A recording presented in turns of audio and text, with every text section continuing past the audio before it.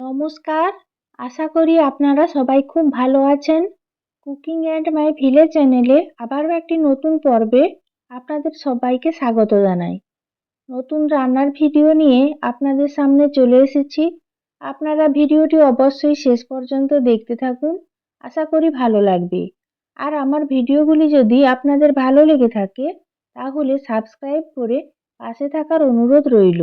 গ্রামের বিভিন্ন ধরনের নতুন নতুন রান্নার ভিডিও দেখতে হলে আপনারা চ্যানেলটিকে অবশ্যই সাবস্ক্রাইব করবেন। আজকে আমি সিমুইয়ের পায়েস রান্না করব। আমি কিভাবে সিমুইয়ের পায়েস রান্না করি আপনারা অবশ্যই ভিডিওটি শেষ পর্যন্ত দেখতে থাকুন। আর সিমুইয়ের পায়েস রান্নার জন্য আমি প্রায় 1.5 লিটার দুধ নিয়েছি। এই সিমুইয়ের পায়েস তৈরির সময় দুধ যত বেশি পরিমাণে দেবেন স্বাদ তত ভালো হবে। কড়াই বসিয়ে দিয়েছি পায়েস রান্নার জন্য। এবার প্রথমে আমি কিছু কাজু ভেজে নেব, তার জন্য কিছুটা ঘি আমি কড়াইতে দিয়ে দিলাম। প্রায় 2 চামচ মতো আমি ঘি দিয়ে দিলাম, ছোট চামচের। ঘি গলে গেছে পুরোপুরি। এই পর্যায়ে আমি কাজুগুলো দিয়ে দিলাম। এবার নাড়াচাড়া করে কাজুগুলোকে হালকা ভেজে নেব। কাজু হালকা ভাজা হয়ে গেছে, এবার আমি তুলে নিচ্ছি। আর এই কাজু ভাজার পর যেটুকু ঘি আছে ওই ঘিতে আমি সিমুইগুলো দিয়ে দিলাম। এবার সিমুইগুলোকেও নাড়াচাড়া করে বেশ লাল লাল করে আমি ভেজে নিচ্ছি। এইভাবে ভেজে রান্না করলে সিমুইটা স্বাদ বেশ ভালো হয়।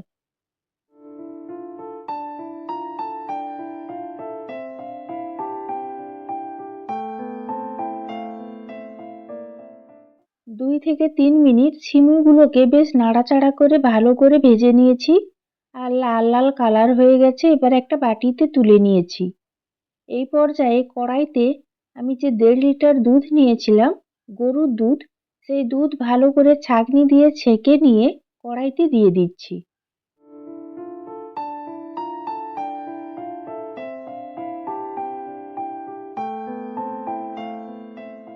দুধ দেওয়ার পর দুধ বেশ ভালো করে ফুটিয়ে নেব। আর দুধ মোটামুটি ঘন হয়ে এলে তারপর আমি সিমুই দেব দুধের মধ্যে। আর এইভাবে সিমুই রান্না করলে খেতে বেশ ভালোই লাগে। দেখুন দুধ হালকা ফুটতে শুরু করেছে।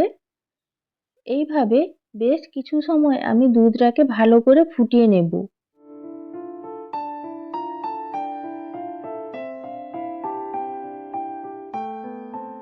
দুধ ভালোভাবে ফুটতে শুরু করলে এইভাবে খুন্তি বা বড় চামচ দিয়ে ভালোভাবে দুধটাকে নাড়াচাড়া করতে হবে, না হলে দুধ উতলে পড়ে যেতে পারে।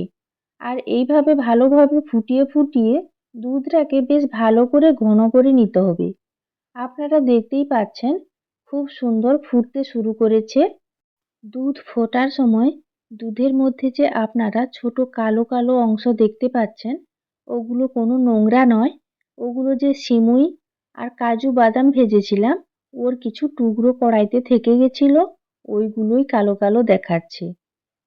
বেশ কিছু সময় দেখুন দুধ ফোটানোর পর দুধ ধীরে ধীরে ঘন হয়ে আসছে, বেশ অনেকটাই ঘন হয়ে গেছে।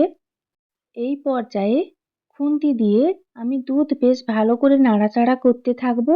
আর বিভিন্ন ধরনের উপকরণগুলো পরপর করে আমি দিয়ে দেব। কয়েকটা তেজপাতা আমি ধুয়ে দুধের মধ্যে দিয়ে দিলাম। আর কয়েকটা গোটা এলাচ হালকা থেতো করে দিয়ে দিলাম, তাহলে সিমুইয়ের গন্ধটা বেশ ভালো হবে। এবার আমি ভেজে রাখা সিমুইগুলো দুধের মধ্যে দিয়ে দিলাম। সিমুই দেওয়ার পর আবারও বেশ ভালো করে নাড়াচাড়া করতে থাকবো আর খুব ভালো করে ফোটাতে থাকবো। আপনারা তো বাড়িতে সবাই সিমুইয়ের পায়েস রান্না করে থাকেন, তবে গ্রামের দিকে আমরা এই পদ্ধতিতে সিমুইয়ের পায়েস রান্না করে থাকি। সিমুই কিছুটা সেদ্ধ হয়ে গেছে। এই পর্যায়ে আমি পরিমাণ মতো চিনি দিয়ে দিলাম। চিনি দেওয়ার পর আবারও বেশ ভালো করে নাড়াচাড়া করে চিনি মিশিয়ে নিচ্ছি। যে কোনো মিষ্টি জাতীয় জিনিস তৈরির সময় লবণের পরিমাণ বেশি হয়ে গেলে খেতে ভালো লাগে না। আর আবার একদম লবণ না দিলেও ভালো লাগে না। তাই 1 চিমটে লবণ আমি সিমুইয়ের পায়েসের মধ্যে দিয়ে আবারও বেশ ভালো করে নাড়াচাড়া করে দিচ্ছি। আপনারা দেখতেই পাচ্ছেন সিমুই খুব সুন্দর সেদ্ধ হয়ে যাচ্ছে আর দুধ ফুটতে ফুটতে অনেকটাই ঘন হয়ে এসেছে। এই পর্যায়ে খুন্তি দিয়ে উপর নিচ করতে হবে, না হলে তলাতে লেগে যাবে।